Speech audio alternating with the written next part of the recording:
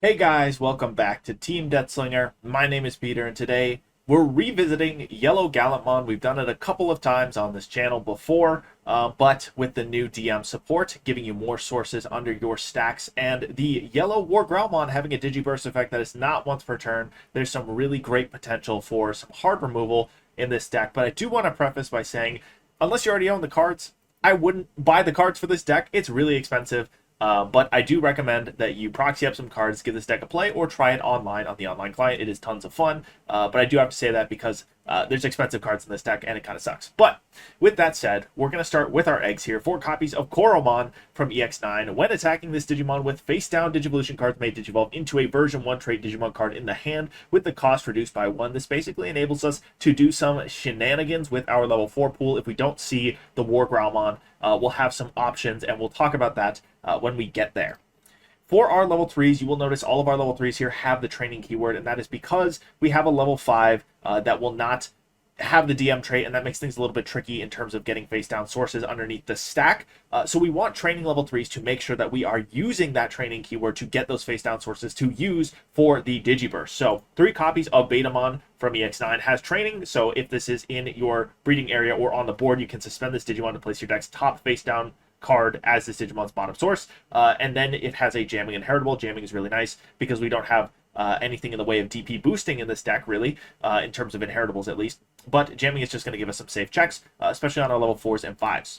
We're going to run 4 copies of the Biyomon. Again, has training, has raid, which is going to come in handy. Gallantmon already loves raid. It's native to its own deck, but having access to the raid keyword here is pretty huge for us, and just allows us to do things that Gallantmon already really likes to do. We're going to have 4 copies of the Elecmon. This reduces all of your opponent's security Digimon by 3k DP. That's also going to make some really safe checks here. It's basically the same as a 3k DP bonus, but it's going to affect your opponent's entire security. So if you are multiple bodies wide, it's the same as all of your Digimon having plus 3000 DP, which is really handy and makes more of an impact than you might think at first.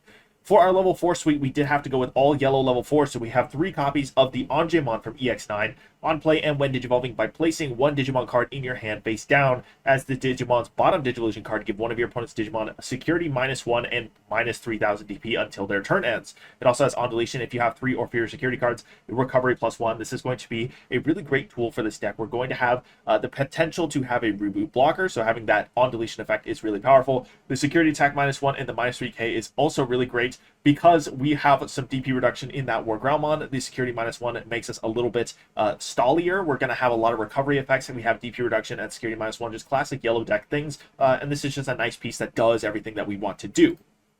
We're going to run the 4 copies of Nanimon. We don't care about this end of your turn effect because we're not going to evo into a version 4 trait card, but what we do care about is giving all of our opponent's security Digimon -3k DP. Doubling up on that effect, I want to see at least 1 in my stack to make sure that we have some safe swings available.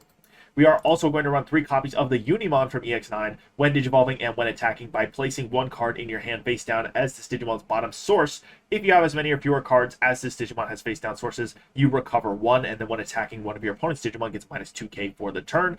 This is just another piece that allows us to recover, and that when attacking inheritable can actually come up with having more sources underneath your WarGrowlmon for Digiburst selection. You can actually afford to keep this under your stack and potentially do some shenanigans where you can get that -2k on the swing after doing some DP reduction already, and you're just kind of set to blow up a body with at least -10k DP, possibly -14.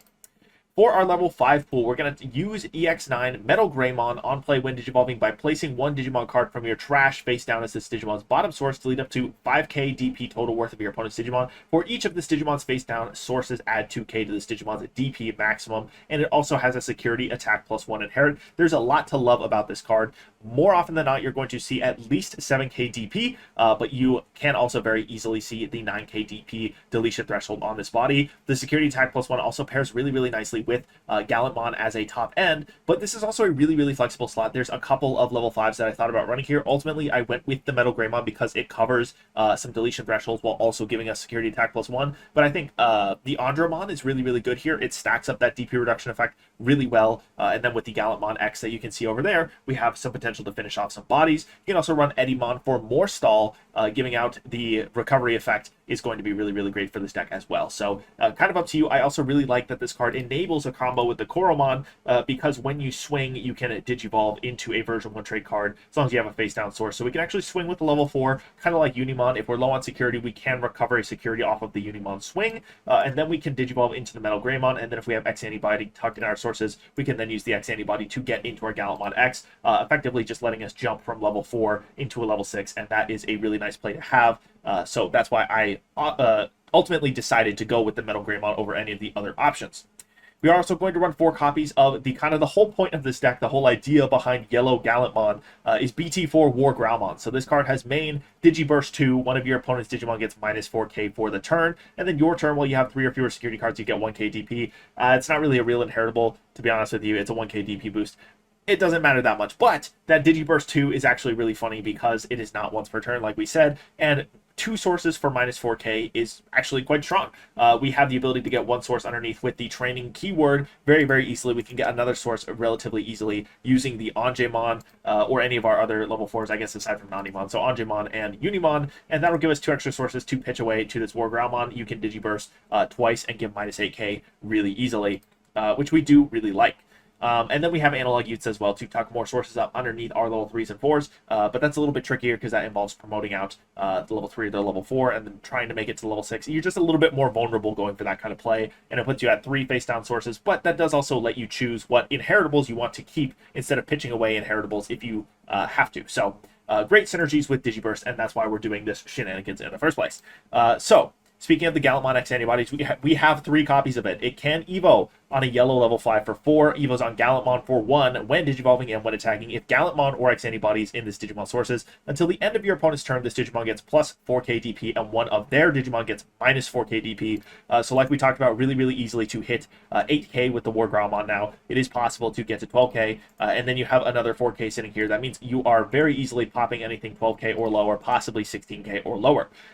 Then when digivolving and end of attack, once per turn, delete one of your opponent's 10k or lower Digimon if this effect didn't delete to trash your top security card and this Digimon unsuspend. So on top of having that massive amount of DP reduction in this stack, you also get to pop something 10k or lower, or trash your opponent's top security and get a free unsuspend. That unsuspend is going to be really, really tasty with that MetalGreymon security attack +1 inheritable.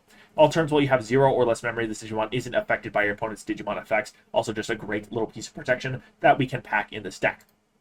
Now, the other reason why this deck is really expensive is we're running 4 copies of the promo Gallantmon. This is technically a yellow Gallantmon, so we have added it to the yellow Gallantmon pile. When this card would be played if there is a Digimon with 13,000 DP or more, reduce the play cost by 2 for every 5 total cards in both players' trashes. Something that you can think about here is that since we're shoving face down cards underneath our stack, whenever we lose a stack, we're actually getting extra cards in trash, and getting some cost reduction on this body is actually not impossible. You won't be playing it for as cheap as you will be in a traditional Gallantmon kind of mill package, but you can plop this down sometimes and get away with just putting a blocker on board and popping a body.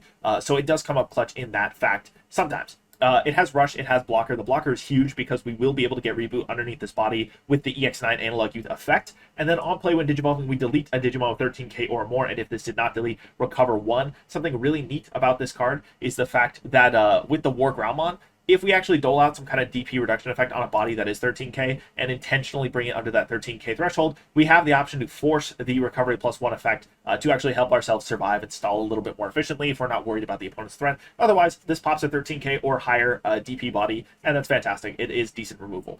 And we're not really concerned about things less than 13k anyways, because like I said, we have all of this DP reduction on the other half of our deck. So not the worst thing in the world that this doesn't hit something under 13k.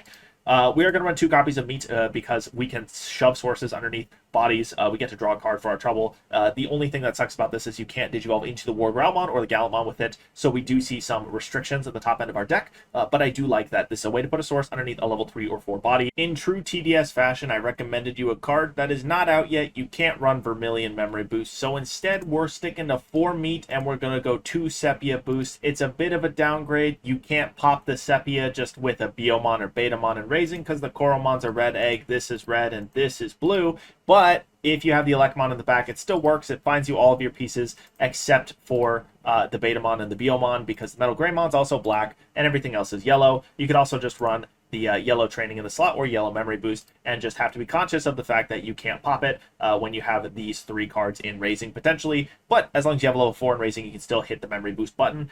and I think that's fine for a jank deck like this. So sorry about that. Enjoy the video. We have 2 copies of the X Antibody. This is why we talked about that when attacking combo with the Koromon and the MetalGreymon. I opted for X Antibody because I think it opens us up in a little bit better in the slower decks, where we might only be able to evo 1 stage, and then we want to force the attack to get into an X Antibody, like the Gallantmon X, or skipping from the 4 to the MetalGreymon to Gallantmon X.